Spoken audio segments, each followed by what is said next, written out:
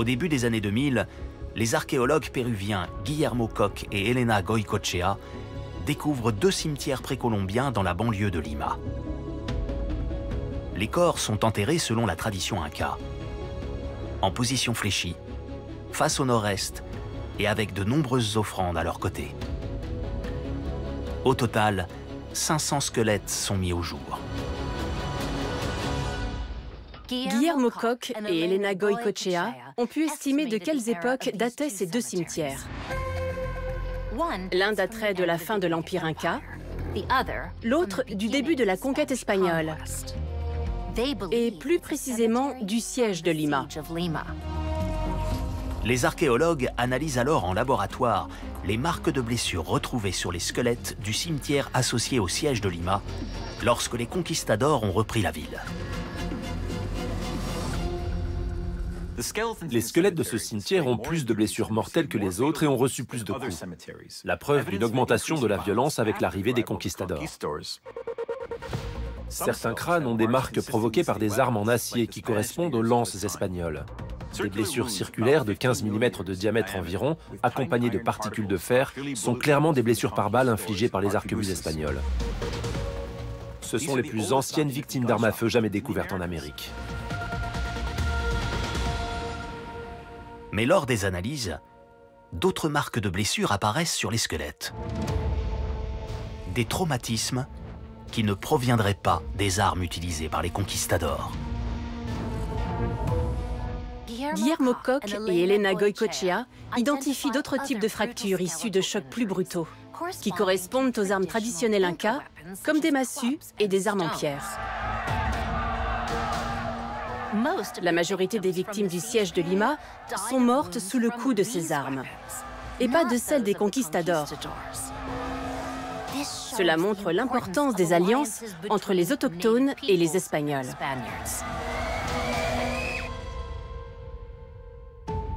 Les analyses des squelettes apportent non seulement la preuve de la violence des conquistadors, mais aussi de l'importance de leurs alliances avec certains Incas pour mener leur conquête. Après la prise de la capitale Cusco, les guerres finissent par cesser.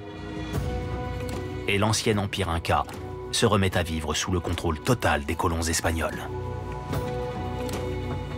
Pizarro fonde la ville de Lima, mais ses alliés restent à Cusco.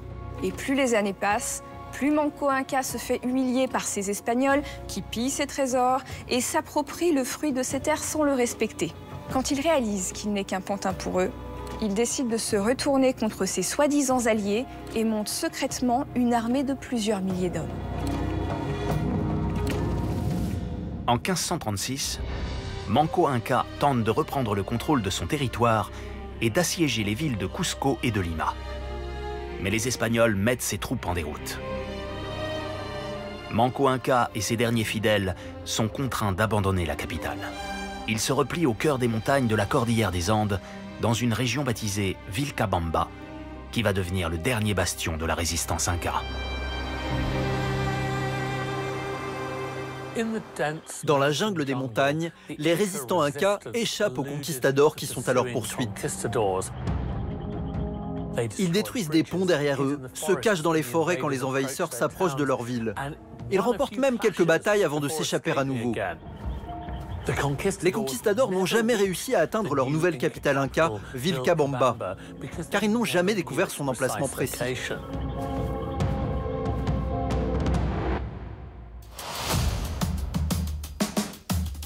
Alors que la résistance Inca s'est volatilisée, les colons espagnols réorganisent la ville de Cusco. Les conquistadors reçoivent le droit d'exploiter le travail des Incas et ont également reçu une nouvelle mission de la part de l'Église catholique, les évangéliser. Certains membres de la noblesse inca reçoivent des titres de noblesse espagnole et se convertissent au christianisme. Au fil des générations, cette noblesse inca finit par se fondre dans la noblesse espagnole. Les femmes, en revanche, sont totalement mises de côté. Dans la société inca, elles pouvaient occuper de hautes positions politiques, religieuses ou encore militaires. Mais c'était moins le cas dans les sociétés européennes de l'époque. Alors même si certaines ont été d'importantes alliées pour les Espagnols, elles sont complètement laissées pour compte dans la nouvelle attribution des pouvoirs.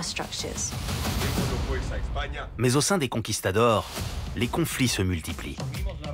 Le partage des richesses incas et du pouvoir exercé sur les territoires conquis va transformer la région en véritable poudrière. En 1541, Francisco Pizarro est même assassiné par des anciens complices. Pour ramener le calme et affirmer sa domination, le roi d'Espagne envoie sur place des troupes qui mettent en déroute les conquistadors tentant de mettre la main sur la région. Et nomme le premier vice-roi du Pérou, Blasco Núñez Vela. Au fil des décennies, certaines alliances se créent même entre les résistants de Vilcabamba et les Espagnols. Les Incas récupèrent des domaines royaux ancestraux et des prêtres espagnols convertissent les nobles Incas qui vivent à Vilcabamba. Mais malgré ça, la couronne espagnole n'arrive pas à ramener Vilcabamba sous son contrôle. Les résistants refusent toujours de se soumettre.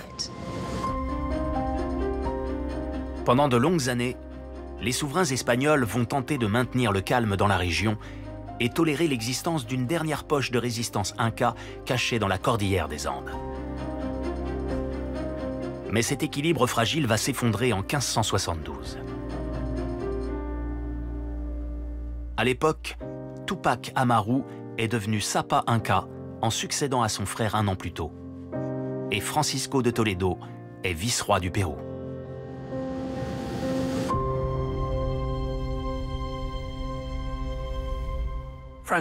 Francisco de Toledo veut mettre fin à la civilisation inca en l'hispanisant entièrement.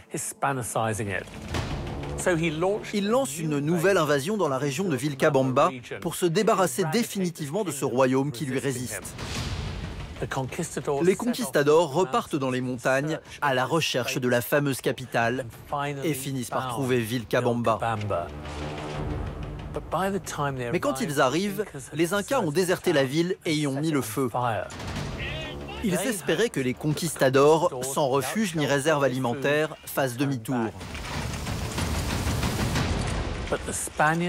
Mais les Espagnols décident au contraire de s'installer dans la ville qui fume encore et ils y resteront le temps de traquer et capturer toute la famille royale, dont le dernier Sapa Inca, Tupac Amaru.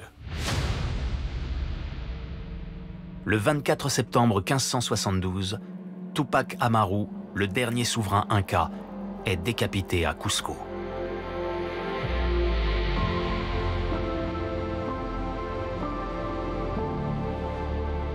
Après plus de 40 ans de combats acharnés, la prise de Vilcabamba et la mort de Tupac Amaru marquent la fin définitive de la civilisation inca.